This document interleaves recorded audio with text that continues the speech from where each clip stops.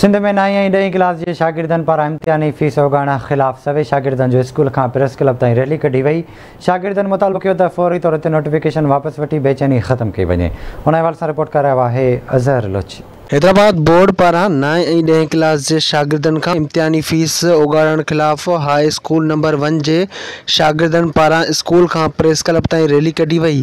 सवे शागिर्दनि हथनि में प्ले कार्ड खणी सख़्त नारेबाज़ी कई।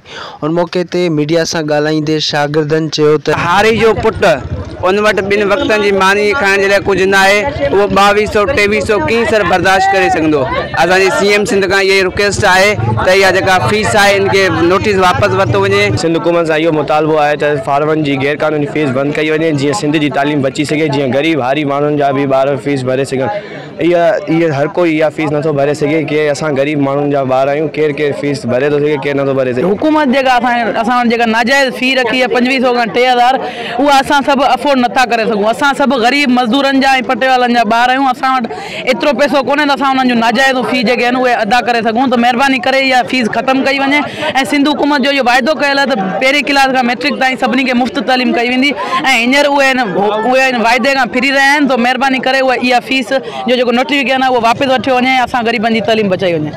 शागिर्दनि खां इहो ज़ुल्म थो कयो वञे, ग़रीब शागिर्दनि खां फार्म फी थी वठी वञे। गवर्नमेंट स्कूल में 9हीं ऐं 10हीं क्लास वारनि खां फार्म फी थी वठी वञे। इहो ज़ुल्म असां बंदि कयो वञे ऐं हिते तक़रीबन गवर्नमेंट स्कूल में ग़रीब जो ॿार थो पढ़े। सिंध गवर्नमेंट जो इहो जेको असांजे मथां ज़ुल्म आहे इहो बंदि कयो वञे। सिंध जे वॾे वज़ीर सैयद मुराद अली शाह ऐं तइलीम वारे वज़ीर खां मुतालबो कंदे चयो आहे त फीस खे फौरी तौर ख़त्म करे संदसि बेचैनी ख़त्म कई वञे। कैमरामैन गुलाम मुर्तज़ा कुंबर सां गॾु अज़हर लोची, आवाज़ TV न्यूज़, टंडू जाम।